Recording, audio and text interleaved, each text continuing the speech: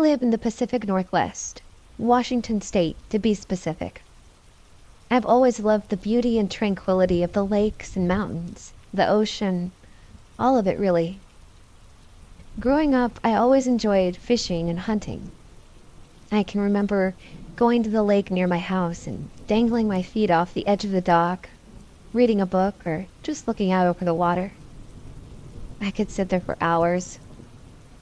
I went out there well into my teens, and I'd probably still be going there if the story that I'm about to tell you hadn't happened.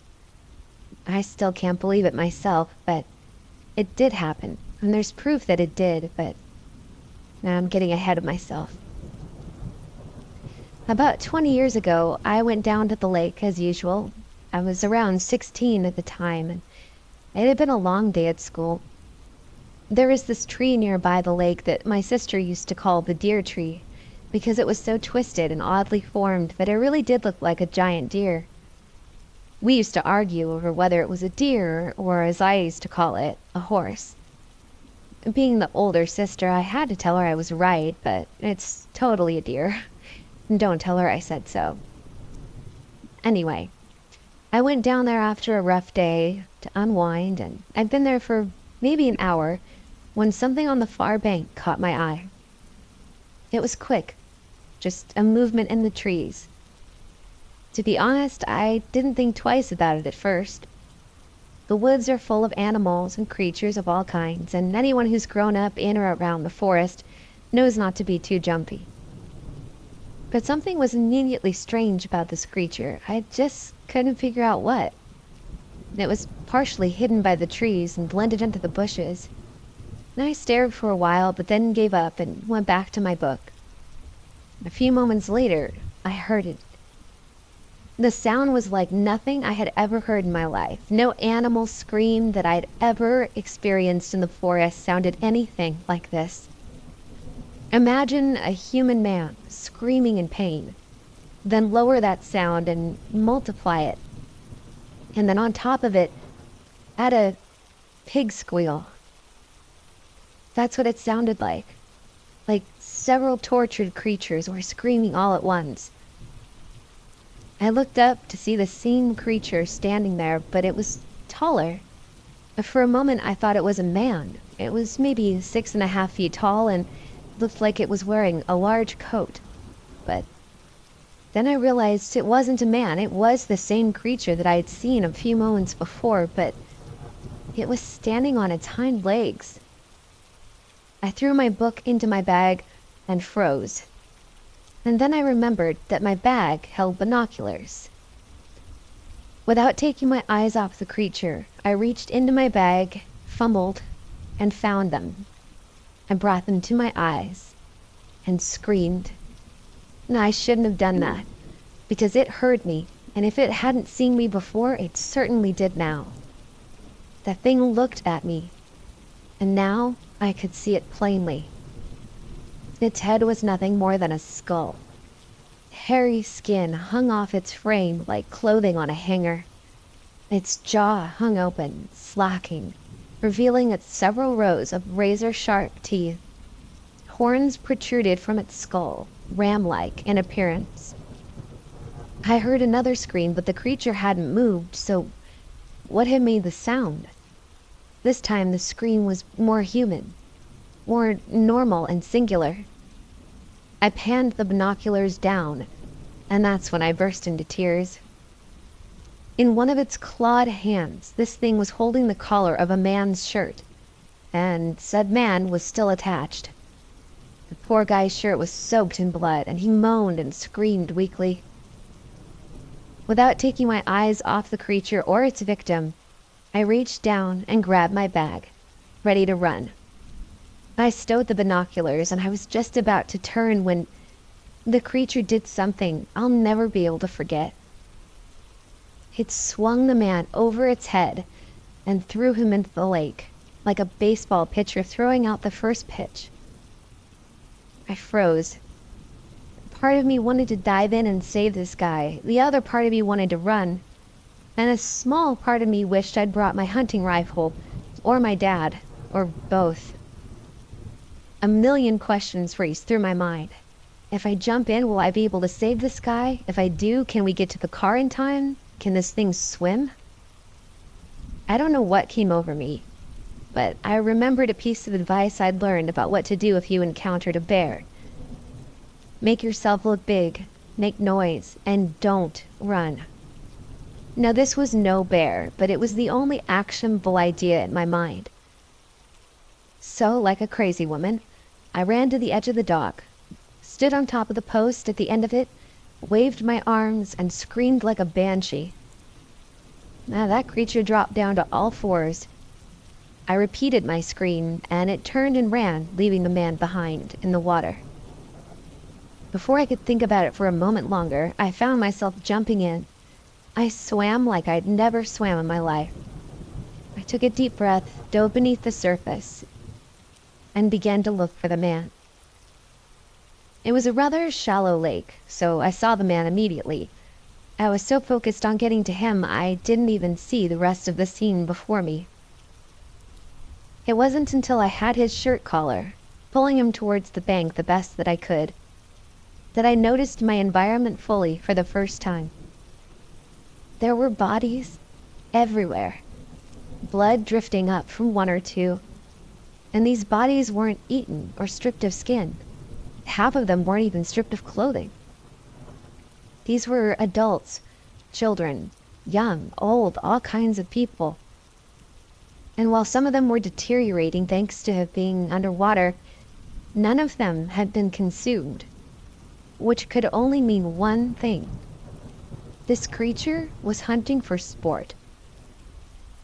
I barely remember dragging the man to the bank or getting him to the car once he got done coughing up all the water in his lungs. I don't remember driving to the police station.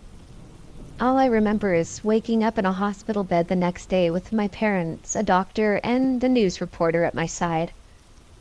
Apparently, I had passed out from exhaustion and shock upon reaching the station.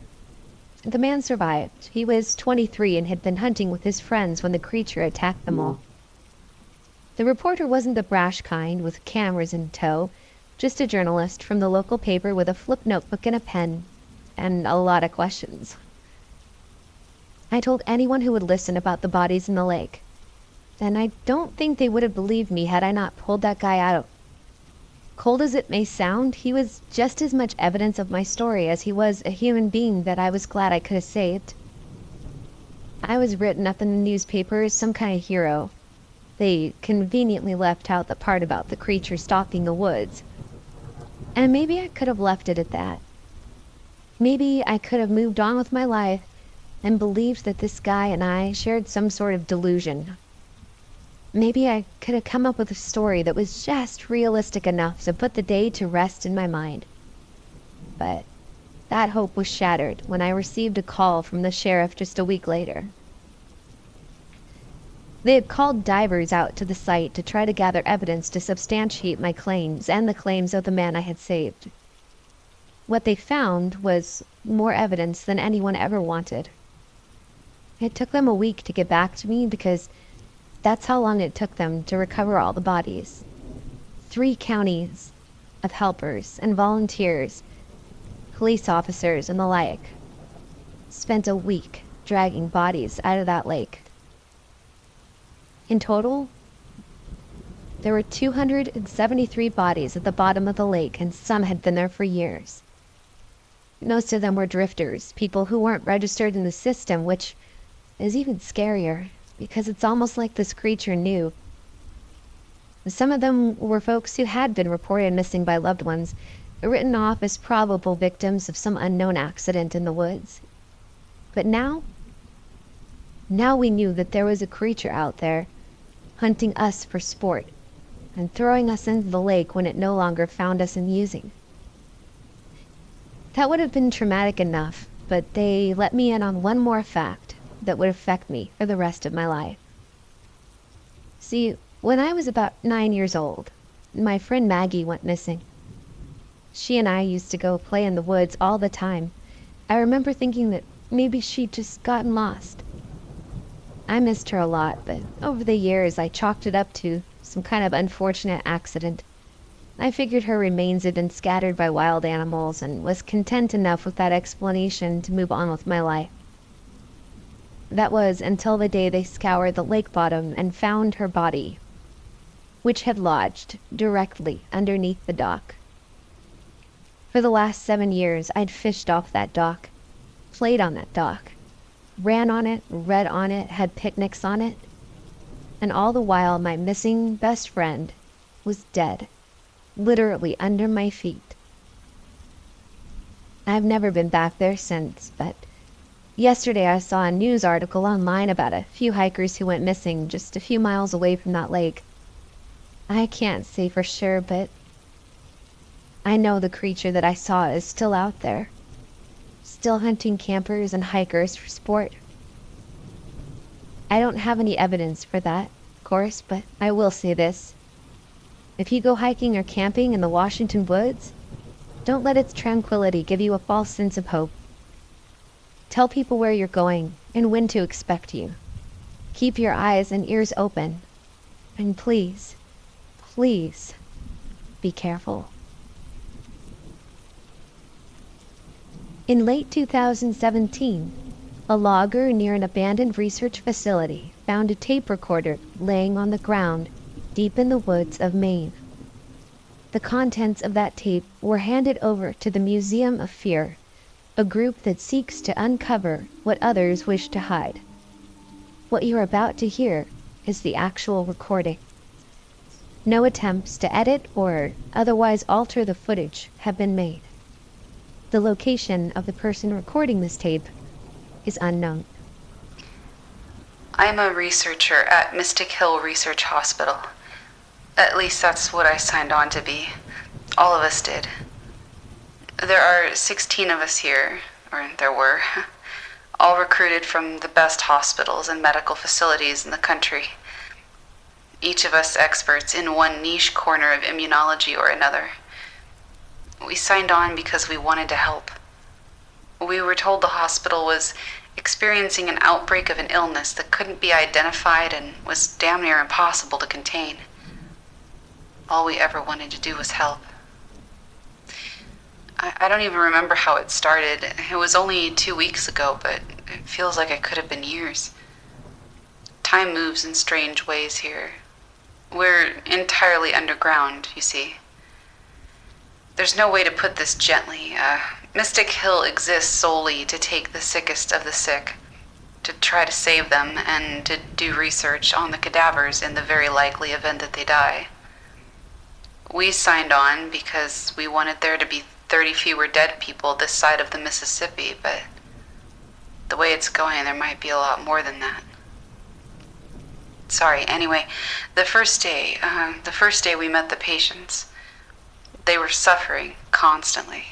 Screaming was almost nonstop, especially at night.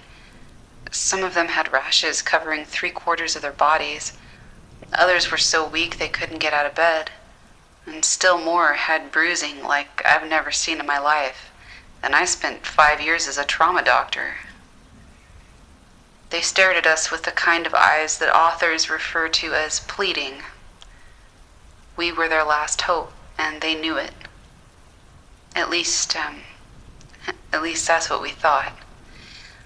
The fact that they all had oxygen masks on should have been our first clue. I mean, do you know how unlikely it is that 30 patients would all require oxygen? But they were so sick. So sick we didn't even think twice about it. We just drew blood and took samples and examined them and took data and got to work trying to save their lives. We weren't allowed to leave. The people who run this place said that we might risk exposing the outside world. Couldn't leave until we found a cure or until every last patient died. At which point we could go into quarantine and, I don't know, detox, I guess. So many things we never asked questions about. It's almost funny now. Almost. As I record this, I'm the only doctor left. They moved all the patients out 4 days ago. Not because they got better. No. We're not the heroes of this story. See, the patients were moved out because they were never sick. They were actors. Yeah, that's right.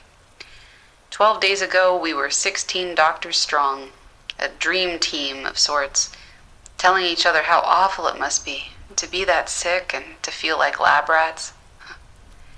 Turns out we were the rats.